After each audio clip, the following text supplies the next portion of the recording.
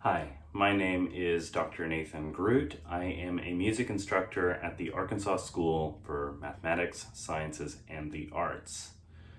Today we're going to be looking at the viola excerpt for Brahms Symphony No. 4, Movement 2, which is part of Set 3 for the Arkansas All-State Audition. This is the last symphony that Brahms composed. It is a wonderful piece, and if you haven't had a chance yet to listen to it, definitely do so. The symphony is about 40 minutes long. This excerpt is from the second movement, about halfway through. In general, it's always a good idea to listen to our pieces that we are studying, especially when it comes to orchestral excerpts, because there's a lot to learn from what the other parts are doing, and then also how this really short excerpt fits into an entire piece. I like to do this by using a website called ASMSLP.org. It's a place where you can download PDFs of public domain works like this one. Additionally, there are videos on YouTube that have a scrolling score alongside the recording of the piece. That can be really helpful for score study and listening while watching the score. This excerpt starts at measure 74 in the second movement, which is about 7 minutes into the recording of the second movement if you need to skip ahead. One reason this type of score study is important is you might notice what is a main theme and what is not. The violas do get the main theme in this excerpt, and if you hadn't listened, you might not have known that.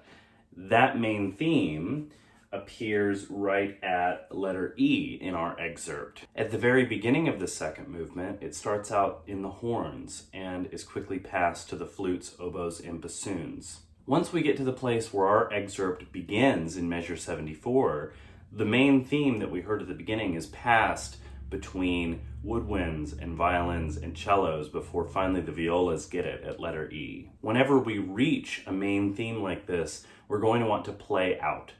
That's going to be important when we're playing in an orchestra, but also in an audition. That says to the person listening, I know this piece, I know how it goes, and I know this is the main theme. Okay, so let's talk a little bit about some of the technical things you have to do in this piece.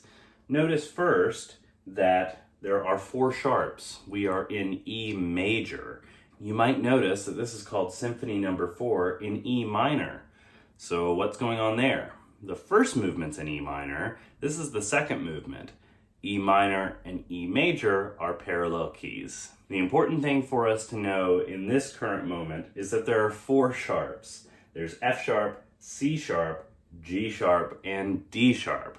Those D sharps are probably going to be the most common pitfall for people. What this means is we have to use half position quite a lot in this excerpt. So half position is going to be a half step behind first position. So you're going to be all the way back here. We're going to utilize half position right away. So not counting the pizzicato, we start with B, D sharp, see we're already in half position, F sharp, B natural, we're back in first.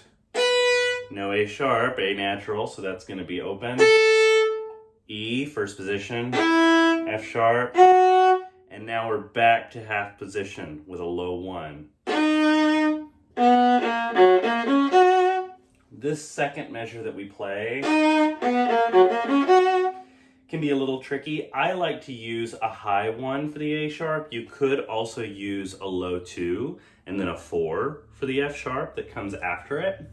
I like to use 1 on the D sharp, 2 on the B, and then use that B to then find the A sharp, because it's just a half step below, right?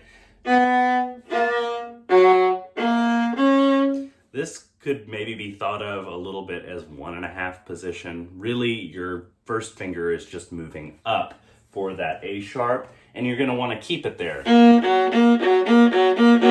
because you're coming back to it, right? You don't wanna lift it off because then it'll be hard to find. Then we're back in half position here for this A sharp to B, then E to D sharp, 2, 1. Then we have another A sharp. Again, you could easily use a 2 here. I just like to use a 1. It's no better than a 2, but I'll go 1, 2, and then D sharp, don't forget. That's going to be just a half step in the hand, not a true half step, but a half step in the hand behind that 2. What comes next is kind of straightforward. For the following 2 lines, use your 4th finger when you can. Try to avoid string crossings if you can, but there are going to be a lot of string crossings. I do the next 2 lines entirely in first position, nothing really fancy. Before letter E, measure 80, so looking at measure 79, those last 2 16th notes are actually an E flat. Why? Because the E flat that comes earlier in the measure is still carrying through because we're in the same measure. It can be a little confusing because there are a lot of beats, a lot of notes in each measure. Just be careful not to forget that all those accidentals are carrying through. When we get to E and the measure after E, we have to talk just a little bit about enharmonic equivalence because things get a little bit tricky in the way this is notated. Let me just play E, and you can hear.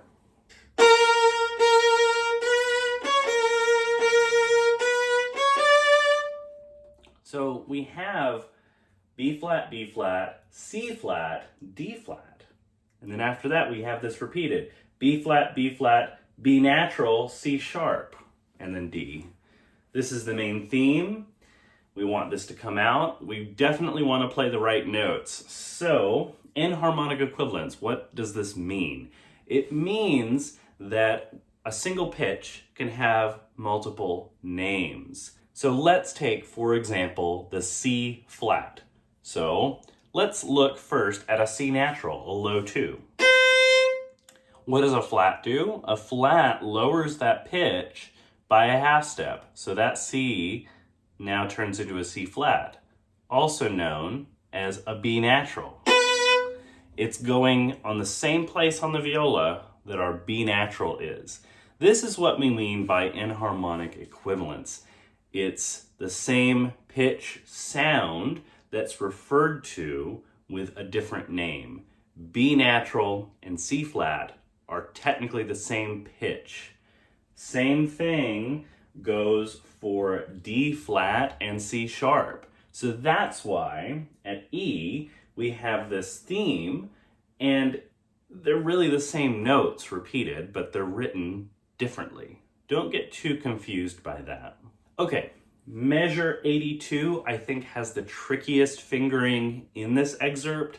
My fingering is one of many options. I know lots of people would probably do a totally different fingering, so take it with a grain of salt, but I will show you the fingering that I do and I think works best for me. So I'm in half position here, A sharp, F sharp, A sharp, C sharp.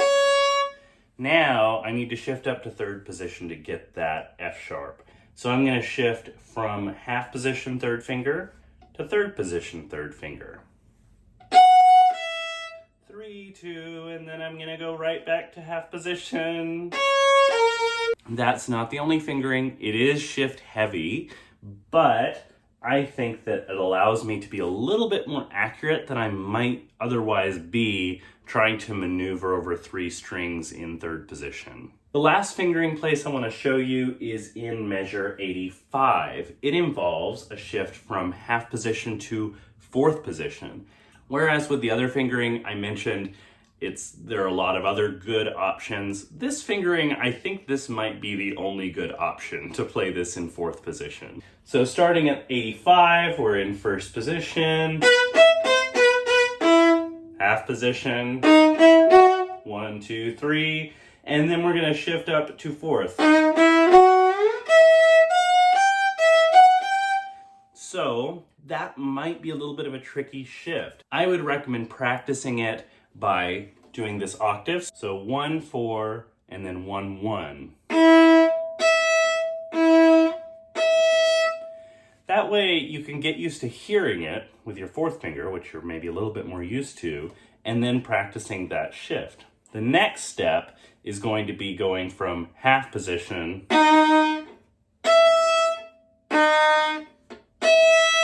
which is going to sound a little bit weirder. It's kind of hard to actually hear the shift going from D sharp to E natural, but that is technically where your hand is moving. There's also a harmonic there.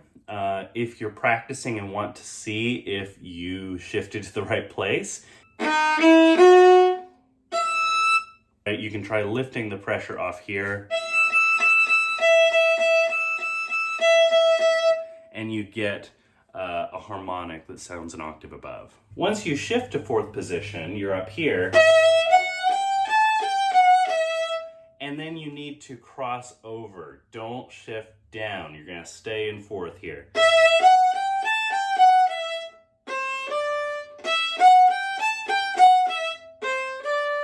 Then, when we go down to the lower octave, 3rd position. That's a little better than 1st. If you need to do 1st, it's okay. It's not going to ruin the excerpt, but 3rd position at the very end there is probably preferable because it's all on 1 string.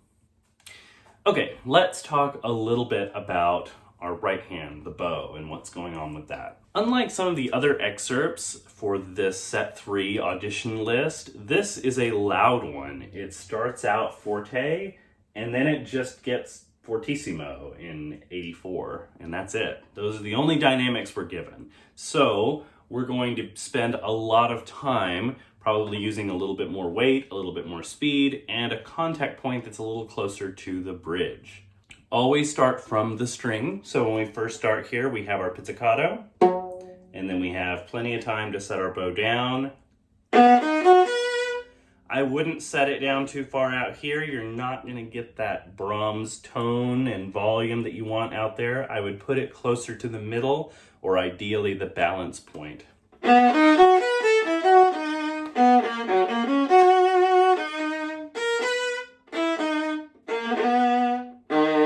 And stay there. The first bowing that I've actually added or changed happens in measure 76. After that rest, we have down, up, and then I add another up bow. So it's down, up, down, right? So that allows you to get your bow back on track. So I would recommend starting after that rest a little closer to the middle of the bow, because you're going to do a down bow, and then you have 2 up bows to do. And once you do 2 up bows, you're back where you want to be. If you started the bow here,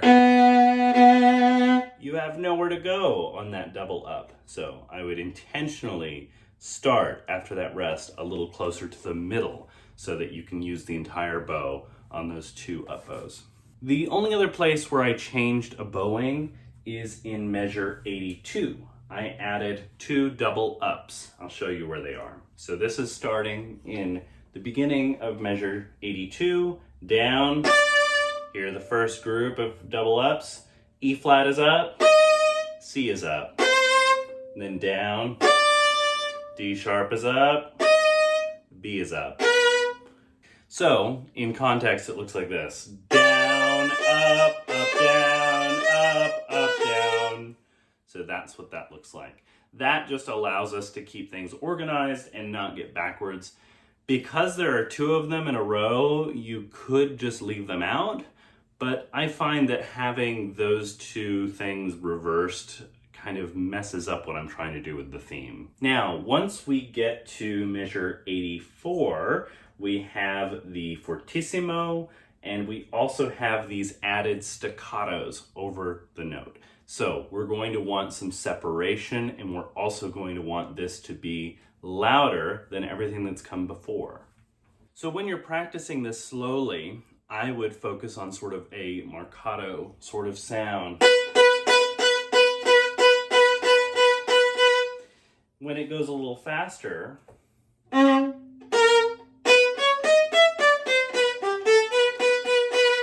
that should hopefully transfer in to what you have been doing. Just focus on keeping that separation in there and bring the bow a little closer to the bridge, and I think you'll get a good result. Okay, finally, let's talk a little bit about rhythm. This is a really important part of this excerpt. So we are in 6/8. You may be used to counting 6/8 in 2, so 1, 2, 3, 4, 5, 6. We're not doing that this time. This is slow enough to where we're going to be counting the 8th note. 1, 2, 3, 4, 5, 6, right? So make sure that you're counting all of that carefully, especially in places where you have rest. One place that might be a little bit of a pitfall is at the very beginning. We have this pizzicato at the very beginning, and then we have some rest. And make sure you're not just playing the pizzicato and then waiting an undetermined amount of time. Try to count that beat as it goes so that you can start right on time, just as you would in orchestra. So in this, we're going to play the pizzicato on beat 1, and then we're going to bounce off of beat 5. I'll show you what I mean. So 1, 2, 3, 4, 5, 6. 1, 2, 3, 4, 5. Right? So keeping that going in your mind is going to help a lot with pulling that measure together a little bit so you don't sort of get lost in time. One other rhythmic thing that might pop up is the relationship between the dotted 16th notes and the 32nd notes, and then also similarly when there's just a 16th note, a 32nd note rest, and then another 32nd note. This rhythm you want to be a little bit careful with. Same thing as the Beethoven Symphony 5 excerpt that you're also working on for set 3. You don't want to turn this into a triplet. So let's take, for example, measure 75. That's the first beat of measure 75. Imagine the subdivisions. Da da da da da. So if you're imagining those subdivisions, 1, 2, 3, 4, 1, right? So imagining all those subdivisions will prevent you from turning what is 4 subdivisions into 3, which is our impulse to kind of turn this rhythm into a triplet, which we definitely don't want to do. One other thing I've heard before, watch out for, it's easy to practice wrong and then think that's the right way to do it. One other little spot to watch out for is the rhythmic relationship between 83 and 84. Notice that 83 is 1, 2, 3, 4, 5, 6, 1, 2, 3, 4, 5, 6, 1, 2, 3, 4, 5, 6, 1, 2, 3, 4, 5, 6, right? And then when you get to 84, it is now 1, 2, 3, 1, 2, 3, 1, 2, 3, half. So these are triplets, the other ones are sextuplets, right? So it can be a little tempting to just be like, I'm playing sextuplets and we're gonna double time measure 84 through 86, right? You don't really wanna do that. You want to make sure that you can feel that rhythmic relationship and keep hold of where the beat is and how those sextuplets turn into ta ta ta ta ta ta, right? So the sextuplets then turn into triplets. In general, the rhythm can be a little hard to look at. We are counting eighth notes. There's a lot of ink on the page. Try not to get too freaked out by that. You might need to draw in some sort of dashes or lines, or even 1, 2, 3, 4, 5, 6 in some measures, writing out where the beats are to kind of keep that straight. A good way to practice it is to set your metronome and actually either sing it or say the rhythm using the syllable ta. Okay, I hope this has answered some questions and been somewhat helpful. As always, if there's something I didn't cover that you have questions about or would like some help on, feel free to leave a comment or send me a direct message. I'd be happy to help you out as best I can. Best of luck at the audition and happy practicing.